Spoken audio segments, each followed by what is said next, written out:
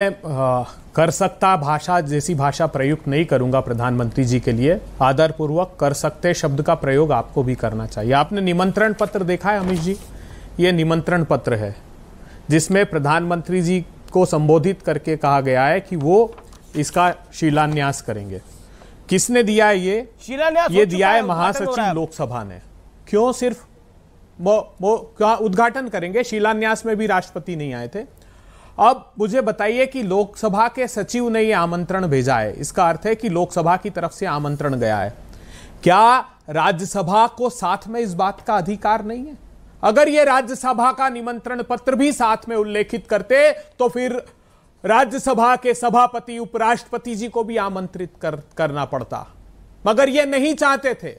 इसलिए कहता हूं कि प्रधानमंत्री जी को ना सैद्धांतिक अधिकार है ना नैतिक अधिकार है। क्यों?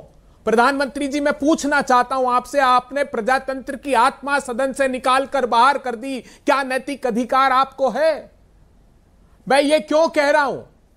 क्योंकि सदन में आपने जो सुप्रीम कोर्ट ने कहा वो सुनिएगा गौर से। उन्होंने कहा कि पार्लियामेंट्री स्क्रूटनी का जो प्रक्रिया थी उसको ऐसा प्रतीत होता है कि समाप्त प्राय कर दिया। जो बिल हमारी सरकारों के समय 70% बिल पार्लियामेंट्री स्क्रूटनी के लिए जाते थे उसका प्रतिशत घटाकर 25% कर दिया। पब्लिक कंसल्टेशन के लिए देश की जनता के सम्मुख रखे जाते थे कानून कि आपके विचार भी दीजिए हम ताकि एक समग्र कानून बनाएं, वो 11% पर सिमट गया। सुप्रीम कोर्ट को कहना पड़ा जुडिशियल रिफॉर्म्स बिल के समय, ट्रिब्यूनल रिफॉर्म्स बिल के समय, कि ऐसा प्रतीत होता है कि अगर पार्लियामेंट्री स्क्रूटनी कराई जाती तो ये कानून अच्छे बनते। आजाद भारत के इतिहास में पहली बार हुआ कि क्वेश्चन आवर, प्रश्न करने के अधिकार तो ये तो आपकी संसद में भी समस्या थी।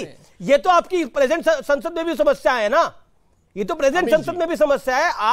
आप अपने विषय को या तो बदल रहे हैं या आप मेरे सवाल का जवाब नहीं देना चाहते। मैं आपसे सवाल पूछ रहा हूं, बतौर सांसद 2020 में छत्तीसगढ़ विधानसभा का शिलान्यास सोनिया जी ने किस आधार पे किया था? क्या लोकल स्टैंड आई थी? क्या वो छत्तीसगढ़ से सांसद है? सवाल मैं पूछ देता हूं। Point number 1। Point number 2 which is a very important question, क्या उनके पास छत्तीसगढ़ में कोई बड़ा पद था? यानी वो क्या मुख्यमंत्री थी, उप मुख्यमंत्री थी या राज्यपाल थी? सवाल का जवाब दीजिए, क्या था? क्या राज्यपाल उस कार्यक्रम में थे? नहीं थे। नहीं थे। आप जवाब दीजिए। नहीं थे। न्योता नहीं था। राज्यपाल को न्योता नहीं था। राज्यपाल को साल 2020 में न्योता नहीं था। राज्यपाल को साल 2014 में न्योता नहीं था। राज्यपाल को साल 2018 में न्योता नहीं था। अभी देखिए, राज्यपाल, देखिए राष्ट्रपति जी जो हैं वो संविधान के अभिभावक होते हैं। तो राज्यपाल नहीं है संविधान का अभिभावक? उनके अभिभाषण से ही सत्रों को आहूत किया जाता है। कीर्ति आजाद साहब ने बताया ना आपको कि राज्यपाल, मैं उस डिबेट में उस तरह से नहीं जाना चाहता क्योंकि उस तथ्य का मैंने परीक्षण नहीं किया जो आप कह रहे हैं। लेकिन आज क्या आपने ये कहा कि एक आदिवासी प्रोटोकॉल में जो प्रोटोकॉल को प्रधानमंत्री 22-23 साल की पॉलिटिकल और बिजनेस जर्नलिज्म को कवर करते हुए राज्यपाल का प्रोटोकॉल तो मेंबर ऑफ पार्लियामेंट से बड़ा ही होगा। इवन सीएम से बड़ा होता है उनका प्रोटोकॉल। तो अमीश देवगन जी, द पॉइंट इज दिस, तो क्या प्रधानमंत्री जी ये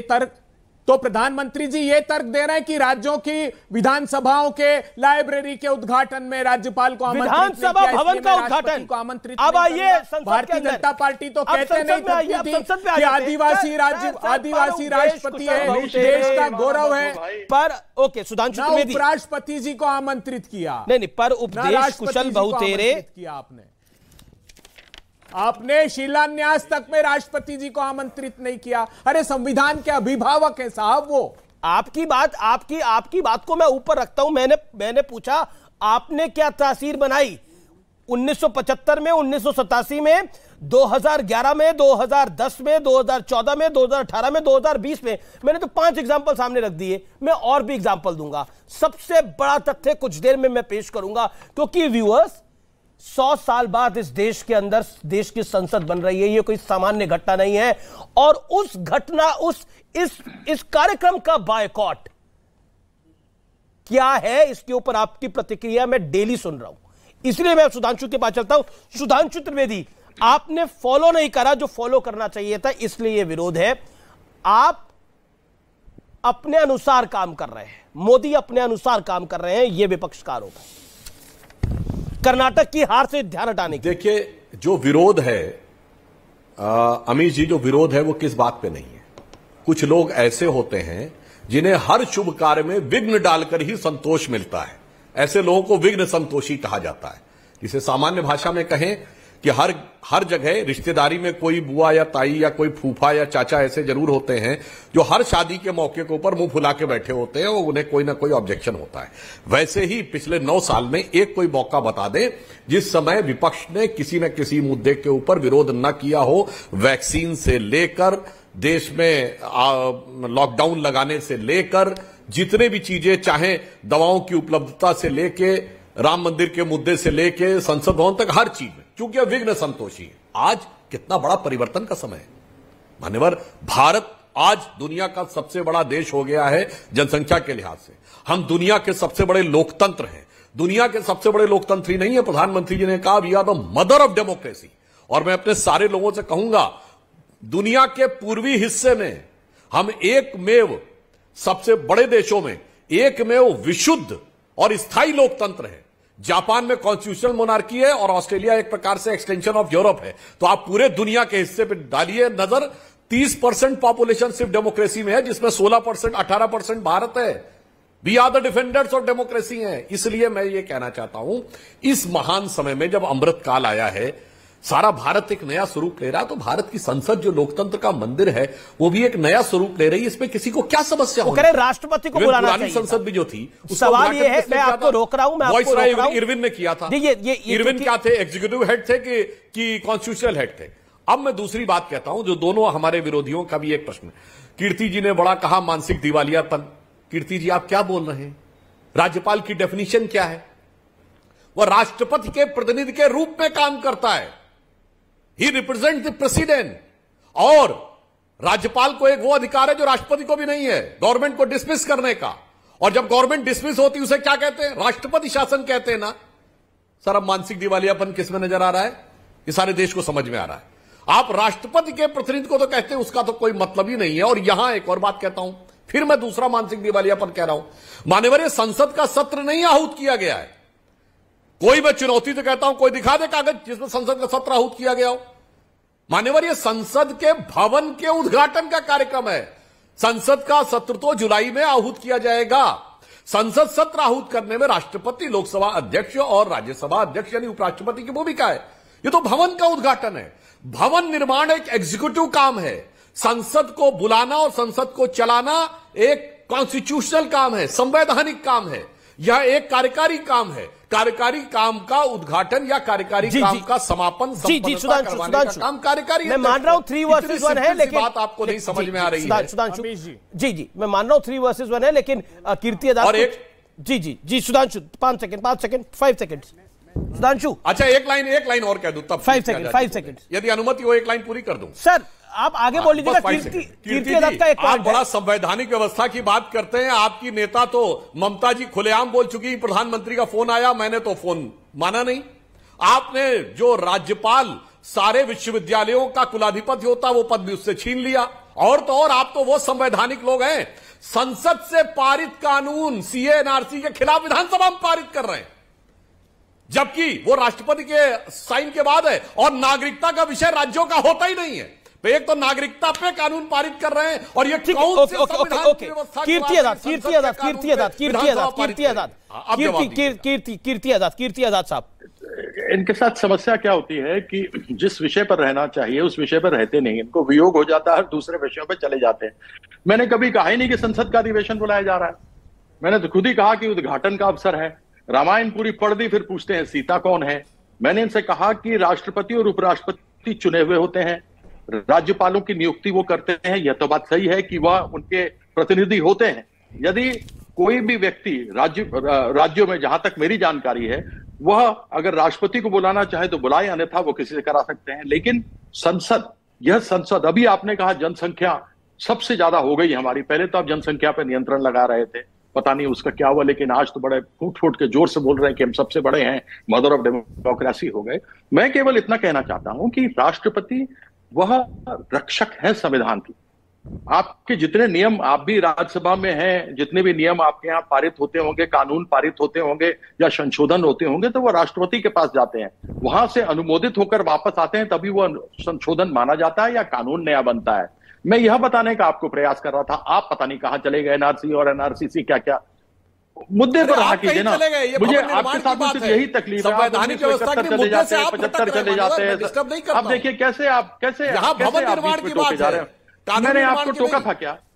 मैंने आपको टोका था? मैंने सिर्फ निर्माण की तो बात कर रहा हूं। ये भवन निर्माण का विषय, फिर वही बात नहीं। फिर ये मैंने टोका था क्या आपको? अमित जी, ये तो गलत बात है, ये गलत बात है। सुधांशु त्रिवेदी जी, आप इतने समझदार व्यक्ति हैं, आप इतने समझदार व्यक्ति हैं, अभी आप सांसद हैं, थोड़ा जरा आपको संयम रखना चाहिए, दूसरे की बात सुननी चाहिए, गलत भी हो तो थोड़े सुनने का धैर्य रखिए। कानून निर्माण का आप फिर बीच में आ गए, आप फिर बीच में आ गए, क्या ये उचित लगता है? मैं आपके बीच में बोला था क्या? ये तो उचित नहीं है ना। आप मेरे समय में अपना समय घुसेड़ रहे हैं, क्योंकि आपके पास जवाब नहीं है तो आप मुझे जबरदस्ती बीच में टोक करके रोकने का प्रयास कर रहे हैं।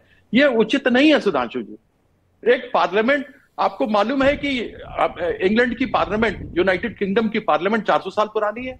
क्या आपको पता है फ्रांस की 400 साल पुरानी है? क्या मालूम है कि बेल्जियम की 500 साल पुरानी है? क्या आप जानते हैं पोलैंड और जर्मनी की पुरानी है? अभी रविशंकर प्रसाद जी बोल रहे थे कि उसके अंदर चेंबर बनाने हैं और उसके अंदर नई टेक्नोलॉजी लानी है। यह लोग अपनी परंपरा को जो पुरानी चलती आ रही है उसको रखा हुआ है संजोग कर, और उसके अंदर जो जो कुछ ठीक करने की जरूरत पड़ती है, जोड़ने की जरूरत पड़ती है, उसको जोड़ते हैं। और आपने एक यह कहकर कि उसमें दरारें पड़ गई हैं, उसके अंदर से पानी रिश्ता है, और कांग्रेस ने क्योंकि कहा था इसीलिए हम बना रहे। कांग्रेस ने बहुत सारी बातें की थी, आपने उसको क्यों नहीं की? जवाब लेते हैं, ठीक है, के लिए आपने 1300 करोड़ रुपए खर्चे कर दिए जी। संविधान के जो रक्षक हैं, आपने उनको नहीं बुलाया। अरे प्रधानमंत्री तो हमारे एक किसी पार्टी के उस पर जीत करके आए, पहले नरेंद्र मोदी थे, बाद में ही वो प्रधानमंत्री बने। लेकिन दोनों हाउस की संरक्षक कौन है? दोनों हाउस के संरक्षक जवाब ले लेते हैं। तो ऐसी परिस्थिति में सभी को पक्ष विपक्ष उनके लिए एक होता है, वो अभिभाषण करती है। लेकिन मैं बहुत बड़ा फैक्ट बताऊंगा कुछ मिनटों के अंदर, बहुत बड़ा फैक्ट बताऊंगा, और फिर मैं okay Sudhanshu Trivedi 30 second 30 second sharp reply, then Abhay Dubey ji 30 second में। देखिए, मैं पुनः विनम्रता से कहता हूं कीर्ति जी, मैंने डिस्टर्ब इसलिए किया था, आपका फिर अपना अंतिम वाक्य देख लीजिए। हाउस का संरक्षण, ये हाउस नहीं है, हाउस की बिल्डिंग है। आपने ये बिल्डिंग है, यही दोनों में जमीन आसमान का अंतर है। और दूसरी बात, आपने कितना कहा बाद में, मैंने बिल्डिंग की बात ही कर रहा हूं, मैं और दूसरी कोई बात नहीं कर रहा हूं। फ्रांस की पार्लियामेंट, मैं भी बिल्डिंग की बात ही कर रहा हूं कि बिल्डिंग का उद्घाटन है। कितना सत्ता में अभी तक ग्रसित रहे, मुझे छेड़ रहे थे तब तो आपने, अब देखिए आप नहीं कर रहे हैं, अब आप मुझे आप कह रहे थे, अब मैंने तो नई बिल्डिंग के ही उद्घाटन, आपने हाउस वर्ड बोला, हाउस नहीं, हाउस सुधांशु जी को सुन लीजिए 30 सेकंड, परिवार नहीं मकान है, हाउस उसी बिल्डिंग। अच्छा, आपने भी डिस्टर्ब कर लिया, 40 सेकंड सुन लीजिए। अच्छा, एक एक करके हम दोनों की बात परिवार का मकान, ओके सुधांशु जहां चला जाता लोकसभा राज्यसभा उसी बिल्डिंग में है। अमीश जी, अब देखिए, अब आपका अनकंफर्टेबल हो गया, अब आगे बोल लूं। नहीं, आपने डिस्कस किया तो मैंने कहा बराबरी तो कर दो ना, 50-50 हो जाए, बराबर का दबा दो। फ्रांस की पार्लियामेंट, उनकी परंपरा है।